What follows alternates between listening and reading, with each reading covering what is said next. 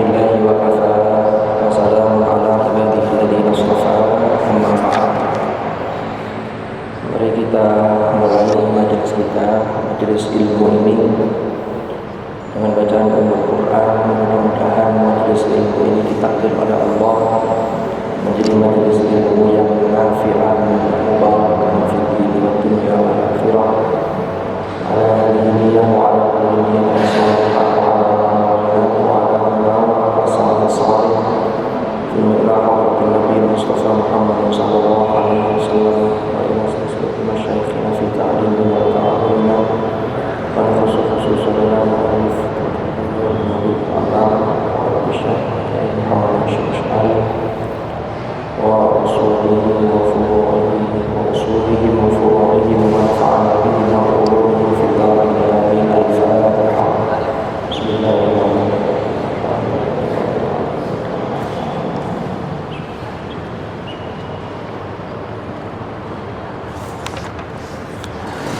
Bismillahirrahmanirrahim. Hadirin hadirat rahimakumullah. Malam ini insyaallah kita akan mulai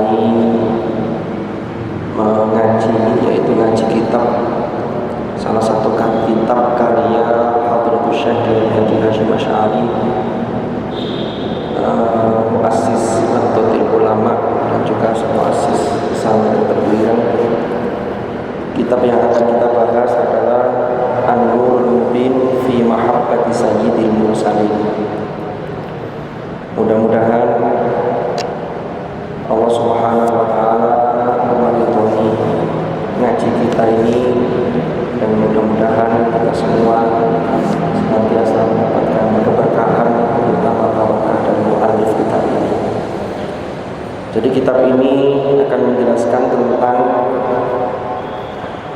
kewajiban-kewajiban kita sebagai orang muslim, yaitu apa saja yang harus kita tunaikan kepada Hadratul Rasul sallallahu alaihi wasallam sebagai bentuk cinta kita. Karena Allah Subhanahu wa taala berfirman, "Qul in kuntum tuhibbunallaha fattabi'uni yuhibbukum wa yaghfir lakum dzunubakum." Maka dari itu mari kita mulai. Bismillahirrahmanirrahim. Qala al-mu'allif rahimahullahu ta'ala wa nafa'ana bihi wa bi ulumihi fid dharain amin.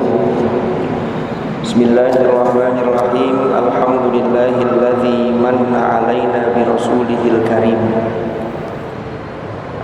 Segala puji bagi Allah yang telah memberikan anugerah kepada kita bi rasulihil karim, yaitu dengan diutusnya Rasulullah sallallahu alaihi wasallam. Karena Rasulullah diutus kepada kita itu menjadi rahmat. Wa ma arsalnaka illa rahmatan lil alamin. Ini harus kita syukuri. Karena melalui Rasulullah sallallahu alaihi wasallam kita ini menjadi tahu mana yang hak dan mana yang batil. Kita diberi penjelasan, dijelaskan kepada kita minal zulumat ilan nur. Alhamdulillahilladzi manna 'alaina bi rasulihil karim wa hadana bihi ilad dinil qawim wassiratil mustaqim.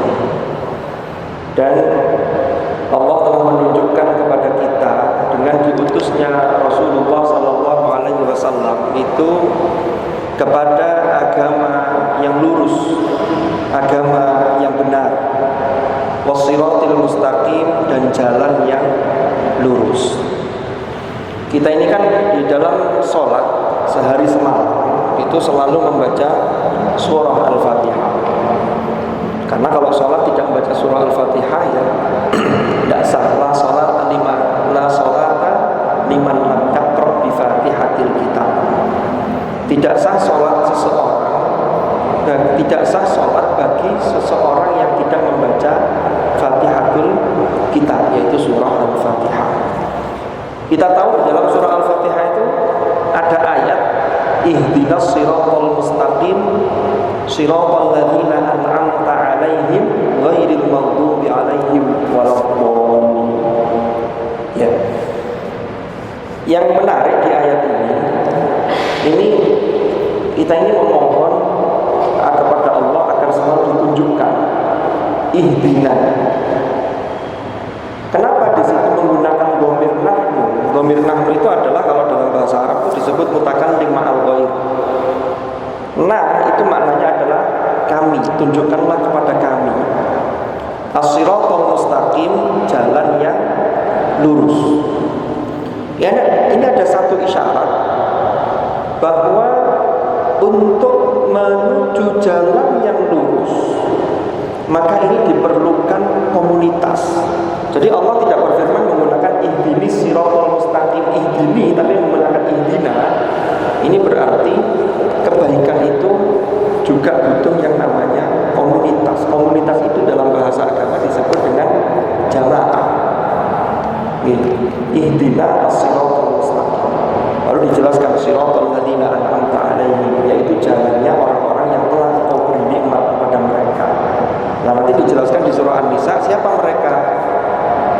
Ulaika alladzina an'ama Allahu 'alaihim minan nabiyyin wasiddiqin wasyuhada wassalihin. Ada 4 golongan itu, yaitu para nabi, wasyuhada, wasiddiqin, para siddiqin, lalu wasyuhada, para syuhada, wassalihin, dan orang-orang yang saleh.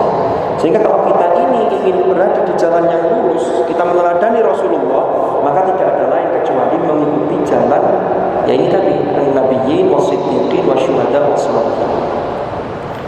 Makanya kita tidak bisa langsung mencontoh Rasulullah, tidak bisa. Lewat siapa? Ya lewat orang-orang ini, lewat kiai-kiai, lewat ulama-ulama kita, lewat as-salihin. Ya, nanti dari generasi ke generasi, inilah nanti yang sampai kepada Rasulullah. Itulah yang disebut dengan mata rantai sanad. Maka beragama itu ya harus melalui ini. Jadi harus ada gurunya. Oke, kita lanjutkan nggih. Wa hadana bihi ila dinil qawim was-siratil mustaqim. Wa amara memerintahkan sapa Allah na ing kita, wa amarna bi tawqirihi wa ta'zimihi wa takrimihi wa tabjilihi. Jadi Allah memerintahkan kepada kita untuk mengagungkan baginda Rasulullah Muhammad sallallahu alaihi wasallam, wa ta'zimihi, dan juga mengagungkan. Jadi wa takrimihi, memuliakan juga, wa tabjilihi, dan juga memuliakan. Jadi memuliakan. Jadi nggak boleh kita ini merendahkan, na'udzubillah. Memang perintah Allah, kita harus mengagungkan hadratul Rasul sallallahu alaihi wasallam. Karena Allah sendiri di dalam surah Al-Qalam itu memuji Rasulullah, wa innaka la'ala khuluqin 'adzim. Sesungguhnya engkau wahai Muhammad benar-benar berada di atas budi pekerti yang agung, budi pekerti yang mulia. Makanya kalau kita lihat, Allah itu sudah memberi pelajaran kepada kita bahwa tidak pernah satupun di dalam Al-Quran itu Allah itu langsung memanggil Nabi Muhammad itu dengan namanya. Pasti dengan panggilan kehormatan, panggilan gelar. Contohnya ya ayyuhan nabi. Kalaupun disebut nama, itu disertai gelarnya Muhammadun Rasulullah walladzina ma'ahu asyidda'u 'alal kuffar rahama'u bainahum tarahum ruk'an sujadan, al-ayat, dan seterusnya. Makanya ulama-ulama kita ini salah satu bentuk mengagungkan Rasulullah. Ya, guru-guru kita itu mengajarkan kepada kita kalau menyebut hadratul Rasul itu tidak langsung menyebut nama beliau, tetapi diberi tambahan. Contohnya Allahumma sholli ala sayyidina wa maulana Muhammad. Ini adalah bentuk pengagungan kepada hadratul Rasul sallallahu alaihi wasallam. Dan surat An-Nur niku Allah berfirman, la taj'alu du'a ar-rasul bainakum ka du'a ba'dikum ba'da. Maknanya nih, jangan kalian menjadikan panggilan kepada Rasulullah itu seperti panggilan sebagian kalian kepada sebagian yang lain. Artinya apa? Kalau kita manggil teman kita itu langsung namanya, kalau yang sudah akrab, satu letting, satu level gitu. Tapi kalau pada Rasulullah itu jangan. Ya. Atau maknanya bisa begini, la taj'alu du'a ar-rasuli bainakum kadu'ai ba'dikum ba'dha. Kalau Rasulullah memanggil panjenengan, kalau memanggil kalian para sahabat ketika itu, maka jangan dianggap seperti panggilan-panggilan yang lain, maka harus didahulukan. Inilah yang kemudian kita breakdown dalam tingkah laku kita sehari-hari. Kalau ada guru kita, kiai, para ulama, umpama mengutus kita, maka kita segerakan. Itu adalah termasuk implementasi dari ayat ini. Karena al-ulama warathatul anbiya. Kan? Sehingga ini harus kita perhatikan betul. Jadi kita di golongan kita Ahlus Sunnah wal Jamaah itu betapa mengagumkan Rasulullah, termasuk ketika memanggil nama beliau itu ada etika yang harus kita jaga, termasuk dengan cara-cara menambahi gelar-gelar bagi beliau. Jadi tidak langsung, kalau bahasa Jawa itu ada yang bilang jambal atau jangkar, tapi ada tambahannya. Termasuk ketika kita bersalawat atas hadratul Rasul sallallahu alaihi wasallam. Wa farradha ala kulli mu'minin, wa farradha, dan Allah mewajibkan ala kulli mu'minin, bagi setiap orang beriman, okay? An yakuna ahabba ilaihi min nafsihi. Nah ini yang berat ini. An yakuna yanto ono sapa rasul iku ahabba, lebih dicintai. Jadi Rasulullah itu, jadi Allah Subhanahu wa taala mewajibkan, memerintahkan kepada orang-orang beriman agar kecintaan kepada Rasulullah itu melebihi cinta seseorang min nafsihi, terhadap dirinya, wa auladihi, dan terhadap anak-anaknya, wa khalilihi, terhadap kekasihnya. Jadi mencintai Rasulullah itu harus mengalahkan mencintai terhadap diri sendiri. Ini dicontohkan oleh sahabat-sahabat beliau, termasuk Abu Bakar As-Siddiq. Jadi Abu Bakar As-Siddiq itu beliau berjuang di jalan Allah, itu memberikan jiwa dan raga beliau sekaligus hartanya. Suatu ketika Rasulullah bertanya, ini kalau semuanya engkau berikan kepada agama ini, maka untukmu apa ya Abu Bakar? Apa jawab Abu Bakar radhiyallahu anhu? Kata Abu Bakar As-Siddiq, cukup bagiku Allah dan Rasulullah. Ini luar biasa. Ini contoh-contoh dari generasi yang luar biasa, generasi terbaik, yaitu para sahabat, para ashab Rasulullah sallallahu alaihi wasallam. Kita lanjutkan. Wa ja'ala mahabbatahu sababan li mahabbatihi. Dan Allah menjadikan bahwa cinta kepada Rasulullah itu menjadi sebab untuk mencintai, menjadikan sebab untuk mencintai Allah. Jadi kalau kalau seseorang mencintai Rasulullah, maka ini berarti dia mencintai Allah. Makanya tadi ayat yang saya bacakan, qul in kuntum tuhibbunallah, katakanlah wahai Muhammad. Kalau ada qul dalam ayat itu, Allah bertitah kepada Rasulullah, qul, katakanlah wahai Muhammad, sampaikanlah kepada orang-orang beriman. In kuntum tuhibbunallah, jika kalian mencintai Allah, fattabi'uni, maka ikutilah kalian kepadaku. Maka kita mengikuti ittiba kepada Rasulullah sallallahu alaihi wasallam. Ya. Wa tafdilahu, ya, wa tafdilihi li mahabbatihi wa tafdilihi. Asyhadu an la ilaha illallahur raufur rahim. Ini masih pembukaan, masih muqaddimah kitab ini. Kita belum masuk pada kewajiban apa saja yang kita harus tunaikan kepada hadratul Rasul sallallahu alaihi wasallam. Jadi ini masih pembukaan di dalam kitab An-Nurul Mubin. Asyhadu an la ilaha illallahur raufur rahim wa asyhadu anna Muhammadan abduhu wa rasuluhu dzul jadil azim sallallahu alaihi wa ala sa'iril muslimin wa ali kullin was sahabati wat tabi'in lahum bi ihsanin ila yaumiddin. Amma ba'du. Fahadha juz'un latifun yassarahu Allah ta'ala fima yajibu 'ala al-mukallafin min mahabbatin nabiyyin. Amma ba'du, adapun setelah muqaddimah tadi, bismillahirrahmanirrahim ila akhirih, tadi mulai alhamdulillahilladzi manna 'alaina bi rasulihil karim. Hadratus Syekh Hasyim Asy'ari menyatakan fahadha juz'un latif. Ini adalah sebuah juz'un latif, sebuah perkara atau sebuah bagian yang ringan, yang enteng, yang mana Allah Subhanahu wa taala telah memberi kemudahan. Yassarahullahu taala fima yajibu 'alal mukallafin min mahabbatin nabiyyin, yaitu yang berbicara mengenai kewajiban-kewajiban bagi orang-orang mukallaf, termasuk kita ini orang-orang mukallaf, yang isinya apa saja kewajiban itu, yaitu terkait kewajiban terhadap mencintai kepada Nabi. Okay? Jadi kita ini termasuk orang yang mukallaf. Orang yang mukallaf itu adalah orang beriman, orang Islam yang memang sudah dikenai beban taklif, beban hukum, sehingga apapun yang dilakukan ini sudah menjadi pertanggungjawaban, sudah dipertanggungjawabkan masing-masing. Ada kewajiban-kewajiban syariat-syariat yang dibebankan oleh Allah kepada kita. As'alullah al-karima an yaj'ala dzalika minhu wa lahu wa fihi wa ilaihi wa wasilatan lil qabul indahu sallallahu alaihi wasallam.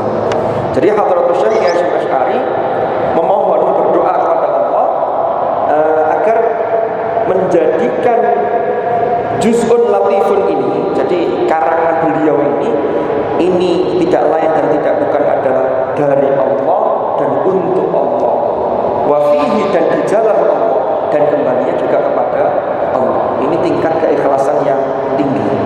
Ini permohonan Hadratus Syekh Hasyim Asy'ari ketika menulis kitab ini. Wa wasilatan lil qabul, dan menjadi wasilah, media atau perantara agar ini diterima di sisi Hadratul Rasul sallallahu alaihi wasallam, sehingga Rasulullah ridho. Okay. Dan juga mujibatan lil qurbi, agar ini bisa menetapkan untuk bisa mendekatkan diri wazulfa ladaihi subhanahu wa ta'ala, itu untuk mendekatkan diri kepada Allah. Jadi ini menjadi wasilah untuk taqarrub ilallah subhanahu wa ta'ala. Maka kita kaji kitab ini, kita juga punya harapan yang sama dengan muallif kitab ini, yaitu mudah-mudahan ngaji kitab ini adalah semuanya adalah untuk Allah, lillah, dan ada di jalan Allah dan kembali kepada Allah. Dan ini menjadi wasilah, menjadi media untuk mendekatkan diri kepada Allah subhanahu wa ta'ala. Nah, sekarang kita mulai masuk ke materi. Bismillahirrahmanirrahim. Faslun utawi iki iku fasal fi wujubil imani bihi alaihi salatu wassalam. Yang pertama adalah bab menjelaskan tentang fi wujubil iman, yaitu wajibnya beriman atau mempercayai kepada Rasulullah sallallahu alaihi wasallam. Yajibu ala kulli mukallafin, yajibu wajib ala kulli mukallafin, bagi setiap orang mukallaf, ba'da ma'rifatillahi wal imani bihi, setelah dia mengetahui atau ma'rifat billah dan iman percaya kepada Allah subhanahu wa ta'ala. Apa yang wajib bagi setiap mukallaf? Apa al-imanu bi Rasulillah sallallahu alaihi wasallam, yaitu percaya kepada Rasulullah sallallahu alaihi wasallam. Ini sangat penting sekali. Ya, jangan sampai ada salah satu cerita pada masa Bani Israel, yaitu pada masa Nabi Musa alaihi salam. Ini ada kisah, ada riwayat. Pada masa Nabi Musa itu ada orang yang ketika hidup itu ibadahnya rajin sekali. Lah yang satunya ketika hidup itu ibadahnya nggak pakai rajin, tapi banyak melakukan maksiat. Lalu dua orang ini sama-sama meninggal di saat yang bersamaan. Lalu Nabi Musa alaihi salam takziah kepada dua orang ini. Yang takziah kepada orang yang pertama, yang ibadahnya rajin tadi itu. Ketika Nabi Musa takziah, tiba-tiba Nabi Musa itu disiki oleh malaikat. Kata malaikat begini, orang ini adalah ahlun nar. Kaget Nabi Musa.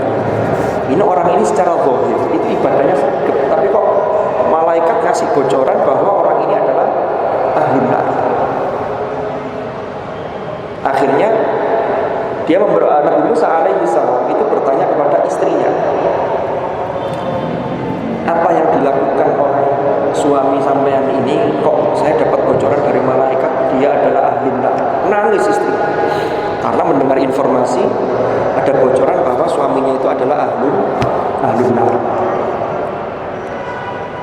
Ternyata lalu istrinya mikir apa yang pernah disampaikan oleh suaminya. Ternyata suaminya pernah ngasih tahu istrinya begini, Dek, kalau seandainya Musa itu benar adalah utusan Allah. Jadi ada kata-kata itu, kalau seandainya Musa itu benar adalah utusan Allah. Jadi gara-gara kata-kata itu, sehingga kata-kata itu adalah yakinnya tidak 100% kalau Nabi Musa itu adalah utusan Allah. Maka gara-gara dia tidak beriman, karena pada zaman Bani Israel Rasulnya adalah Nabi Musa yang diutus kepada kaum Bani Israel dengan membawa kitab At-Taurat. Nah, itu gara-gara itu. Nah, lalu takziah ke yang satunya, yang takziah sedikit karena orangnya ketika hidup banyak maksiat. Ini istrinya ini menangis karena menangisi kepergian suaminya, lalu masih banyak maksiat, lalu yang takziah tidak banyak. Tiba-tiba Nabi Musa datang, sama dengan yang pertama tadi, Nabi Musa dapat bocoran. Bocorannya begini kata malaikat, orang ini adalah ahli jannah, orang ini adalah ahli surga. Akhirnya Nabi Musa menyampaikan ke istrinya tadi, Mbak, ini saya dapat bocoran, kalau bahasa sekarang mungkin begitu, bahwa suami sampean ini adalah ahli jannah. Makanya yang tadinya nangis itu tiba-tiba tersenyum penuh kesyukuran. Lalu Nabi Musa bertanya, apa yang sampai ingat yang kira-kira menjadikan orang ini menjadi ahli jannah? Akhirnya setelah diingat-ingat, istrinya cerita, suami saya itu memang masih banyak melakukan maksiat dan ibadahnya tidak begitu rajin.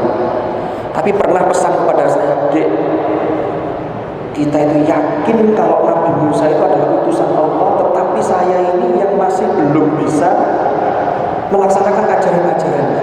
Sehingga orang ini meyakini bahwa Nabi Musa itu adalah Rasulullah, tetapi dalam kelakuan sehari-hari, tindakan sehari-hari, dia masih belum bisa mentaati secara 100%. Tapi karena keyakinannya ini, maka itulah yang mengantarkan dia menjadi ahli jannah. Maka ini keyakinan menempati posisi yang sangat penting. Jadi kewajiban yang pertama adalah mengimani bahwa Nabi Muhammad itu adalah utusan Allah. Makanya nanti ada penjelasan di berikutnya ini. Syahadat kan ada syahadatain. Syahadatan itu gandeng. Asyhadu an la ilaha illallah, sambungannya wa asyhadu anna Muhammadar Rasulullah. Kalau hanya yang depan saja, maka ini keimanan seseorang ini masih belum sempurna, belum selesai. Kita lanjutkan. Yang kewajiban bagi setiap mukallaf adalah opo al-imanu bi rasulihi sallallahu alaihi wasallam wa tasdiquhu. Jadi percaya wa tasdiquhu dan membenarkan fima ata bihi min indi rabbi. Dan membenarkan apa yang dibawa oleh Rasulullah itu adalah berasal dari sisi Tuhannya, yaitu berasal dari Allah Subhanahu wa taala. Ini menjadi pondasi yang luar biasa. Ya, ini pondasi. Makanya beberapa ulama itu menjelaskan urgensi dari syahadatain, dua syahadat, dua persaksian. Yaitu persaksian bahwa tidak ada Tuhan selain Allah, la ma'budu illallah. Tidak ada Tuhan yang patut disembah, yang berhak disembah kecuali Allah. Sama persaksian bahwa Nabi Muhammad adalah Rasulullah. Ini satu paket ini. Maka ahamiyatu syahadatain, ini para ulama kita setidaknya menggambarkan ada 5 hal. Yang pertama, syahadatan itu madkhal ilal Islam, yaitu pengantar, adalah pintu masuk bagi seseorang untuk masuk ke dalam agama Islam. Saya lupa ada kisah sahabat, saya lupa namanya, insya Allah nanti pekan depan saya cek lagi. Ada salah satu sahabat Rasulullah itu yang asalnya kafir, lalu kemudian menyatakan masuk Islam itu setelah waktu sholat subuh. Lalu dia ikut di medan pertempuran, perang, jihad fisabilillah. Ketika itu konteksnya perang bersama Rasulullah. Lalu dia terbunuh di dalam peperangan itu, sehingga belum melaksanakan apapun, kecuali syahadat.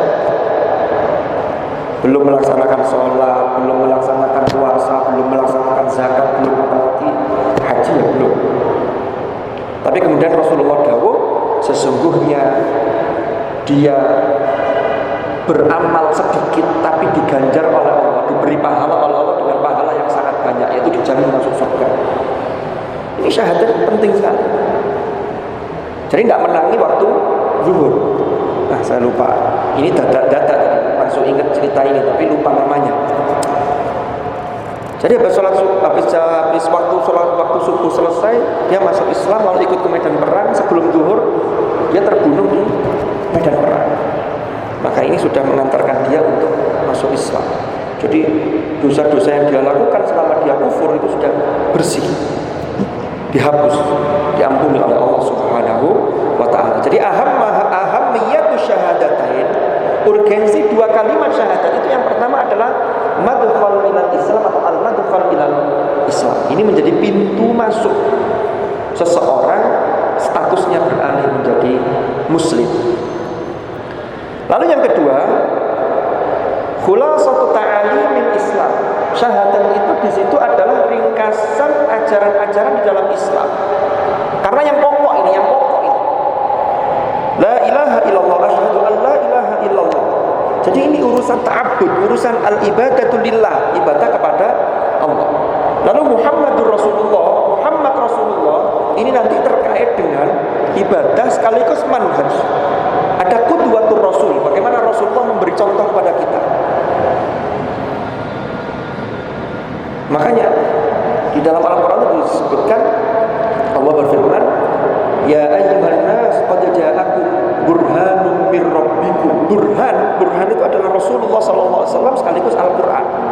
Wa anzalna ilaikum nuran mubina. Nah, burhan itu Rasulullah. Kalau di situ wa anzalna ilaikum nuran mubina itu Al-Quran. Kalau di surat Al-Bayyinah, maka Al-Bayyinah itu penafsirannya adalah Rasulullah dan juga Al-Quran. Jadi yang kebenarannya tidak terbantahkan. Kita ini tidak bisa cara melakukan teknis pelaksanaan sholat kalau tanpa Rasulullah. Karena Rasulullah yang memberi contoh. Itulah yang kemudian disebut dengan hadis fi'li, ketika Rasulullah menyatakan shallu kama ra'aitumuni usolli, lalu dipraktekkan oleh Rasulullah. Nah, nanti prakteknya ini ada praktek-praktek yang ada kalanya Rasulullah mempraktekkan, contohnya seperti takbiratul ihram, meletakkan tangan di tengah, ada yang agak miring begini. Ini semua ada dasarnya. Jadi sesungguhnya ini perbedaan-perbedaan masalah khilafiyah yang itu adalah terkait dengan tanawu. Tanawu itu adalah jenisnya atau variannya. Ada variannya. Jadi jangan diperdebatkan. Nah, kita lanjutkan. Jadi ini Rasulullah SAW sampai. Nah, yang kita terima ini yang dari guru-guru kita sampai kepada Rasulullah SAW. Jadi subuh itu berapa rakaat, zuhur berapa rakaat, lalu bagaimana cara Rasulullah ruku, apa yang dibaca dan seterusnya. Itu dicontohkan oleh Rasulullah SAW. Karena kalau dalam Al-Quran itu yang masih global. Inna salata kanat 'alal mu'minina kitaban mawquta. Sesungguhnya salat itu adalah kewajiban yang telah ditentukan waktunya bagi orang-orang yang beriman. Tetapi caranya apa? Caranya ini nanti merujuk kepada apa yang dilakukan oleh Rasulullah dalam al-ahadits an-nabawiyah. Jadi hadis-hadis Rasulullah SAW. Lalu yang ketiga, urgensi dari dua kalimat syahadat adalah asasul inqilab. Asasul inqilab itu apa? Yaitu dasar atau pondasi perubahan dari yang negatif menuju yang positif, dari yang tidak baik menuju yang baik. Maka kalau ada orang yang belum bersyahadat, masih non-muslim, lalu bersyahadat, maka ini menjadi tonggak awal dari apa yang negatif menuju yang positif, dari apa yang tidak bisa diterima oleh Allah lalu menjadi sesuatu yang dinilai oleh Allah. Kebaikan maka bernilai ibadah kalau niatnya betul, maka nanti kategorinya ibadah ghairu mahdhuf. Lalu ada kewajiban-kewajiban yang namanya menempel. ini disebut dengan asasul inqilab.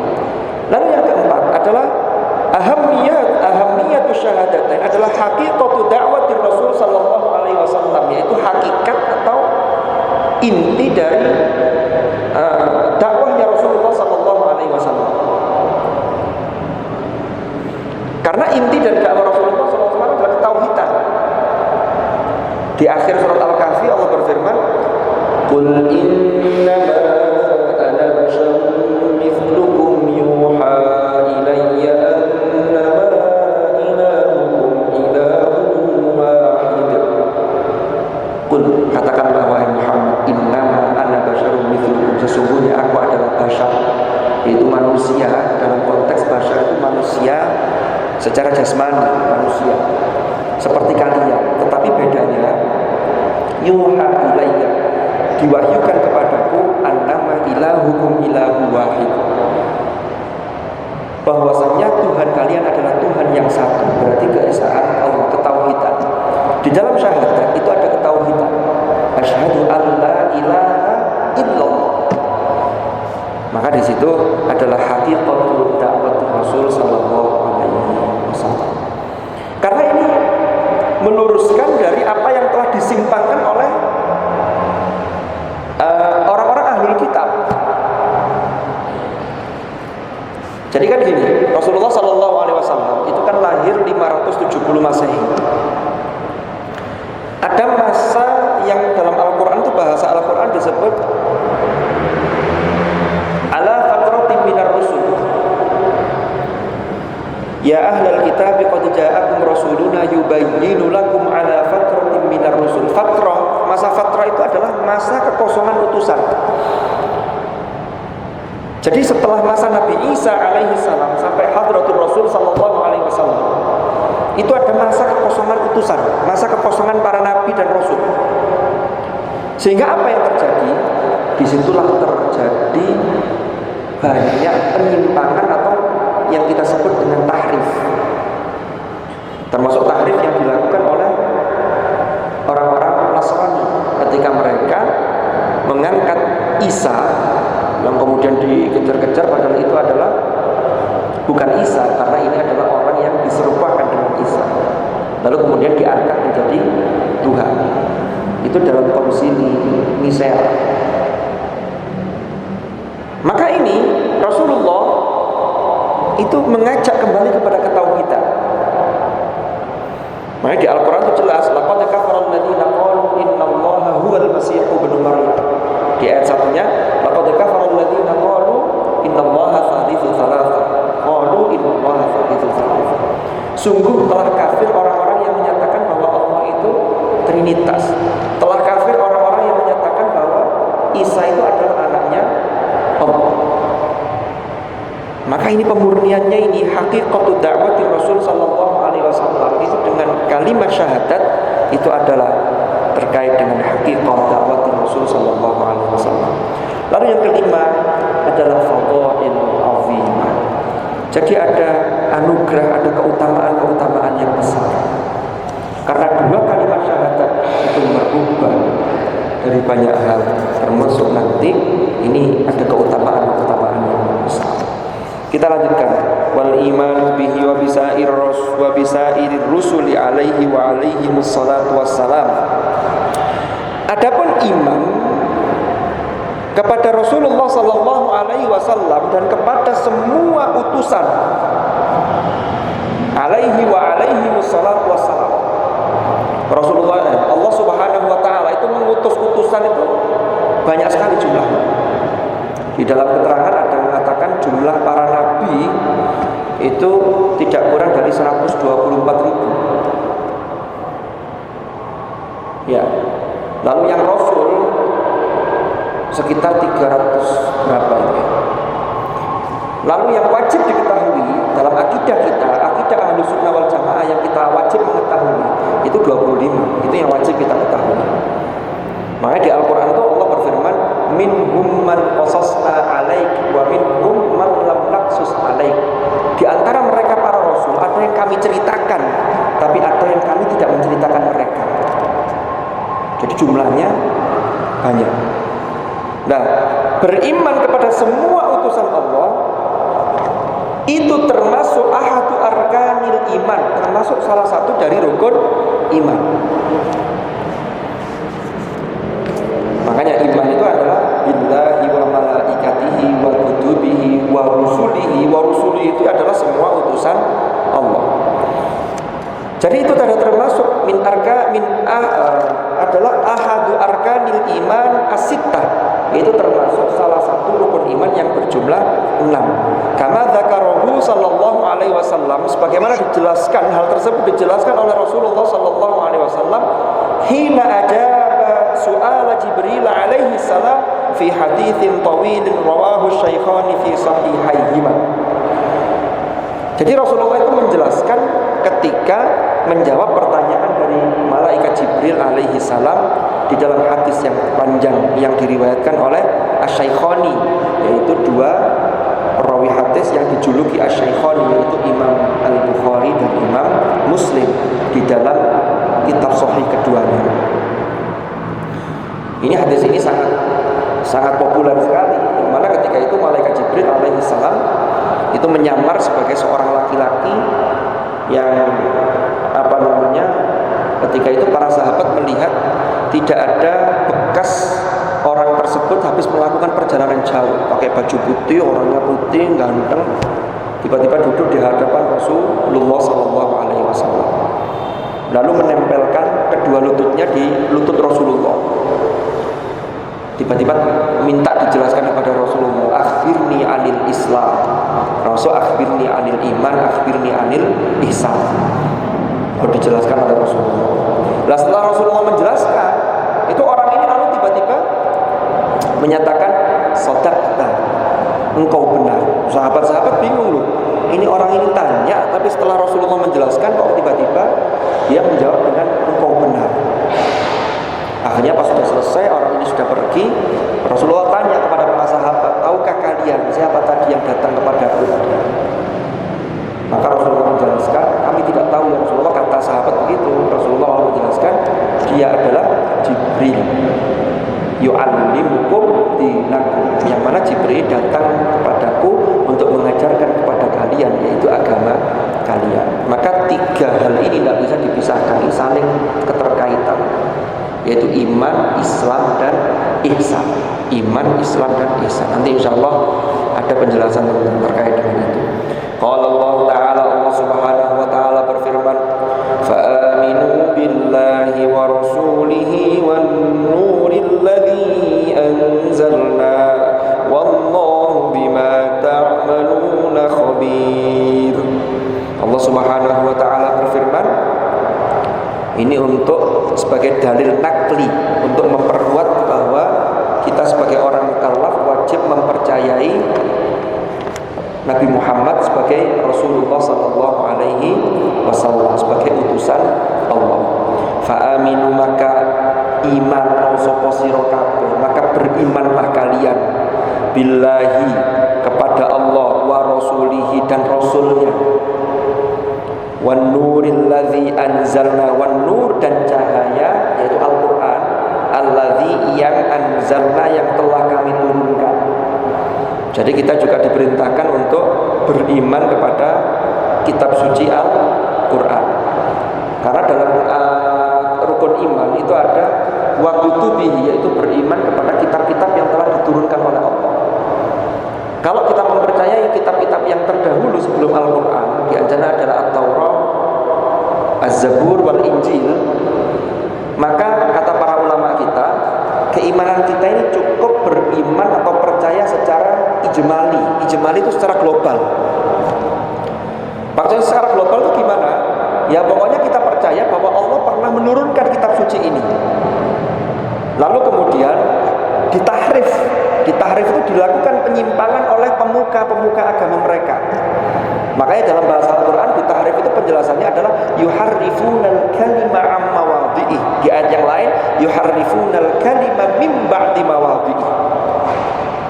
Jadi ditahrif sesuai dengan kepentingan, sesuai hawa nafsu mereka.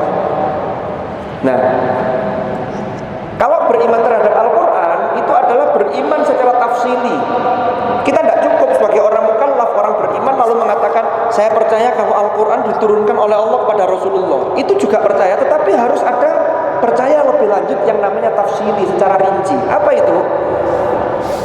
Isi kandungan Al-Quran harus kita pahami, harus kita lakukan, dan harus kita yakini. Harus kita yakini. Itu namanya beriman secara tafsir. Jadi lebih detail, karena jero-jeronya itu sampai isi-isinya kita percaya. Ada satu keraguan saja, satu lafaz itu, kalau disengaja dan itu betul-betul sengaja, ya bisa menyebabkan seseorang kufur. Contohnya begini, di surat At-Taubah itu ada ayat yang menceritakan ketika Rasulullah SAW itu melaksanakan hijrah, lalu mampir di gua Thur, bersembunyi di situ bersama sahabat yang namanya Abu Bakar As-Siddiq. Di surat At-Taubah ada ayat idhuma fil ghar idh yaqulu li sahibihi la tahzan innallaha ma'ana. Ketika keduanya, yaitu Rasulullah bersama idhuma fil ghar, berada di gua itu, idh yaqulu li sahibihi, ketika Rasulullah itu menyampaikan kepada sahabatnya. Mufassirin semua sepakat bahwa yang disebut idh yaqulu li sahibihi, sahibnya Rasulullah di situ yang menemani Rasulullah siapa? Abu Bakar As-Siddiq. La tahzan innallaha ma'ana. Jangan bersedih, sesungguhnya Allah bersama kita. Maka ketika kita mengingkari atau tidak percaya kepada sahabat Abu Bakar, atau kita tidak mempercayai kesahabatan Abu Bakar As-Siddiq, maka kita sudah masuk kufur. Kenapa? Karena ayatnya jelas, innahuma fil ghar idh yaqulu li sahibihi la tahzan innallaha ma'ana. Ini contoh mengimani Al-Qur'an secara tafsiri. Lalu lanjutan ayatnya, wallahu bima ta'maluna khabir. Wallahu utawi Allah bima ta'malun, kelawan sesuatu atau terhadap apa-apa yang kalian kerjakan, iku khabir, yaitu zat yang maha mengetahui. Wa qala ta'ala wallahu a'lam bishawab. Karena sebentar lagi sudah masuk Isya. Nggih, berapa menit lagi? Ustaz? Sudah sebentar lagi masuk Isya. Jam 19.12. Mudah-mudahan apa yang kita kaji pada malam hari ini menjadikan ilmu yang bermanfaat, ilmu nafi'an mubarak fid din wa dunya wal akhirah. Dan kurang lebih mohon maaf apabila ada kekhilafan. Dari saya cukup sekian. Kita akhiri dengan doa kafaratul majelis. Bismillahirrahmanirrahim. Subhanakallahumma wa bihamdika asyhadu an la ilaha illa anta astaghfiruka wa atubu ilaik. Wa sallallahu ala sayyidina Muhammadin walhamdulillahi rabbil alamin. Terima kasih atas perhatiannya. Hadanallahu wa iyyakum ajma'in. Al-'afwu minkum. Assalamualaikum warahmatullahi wabarakatuh.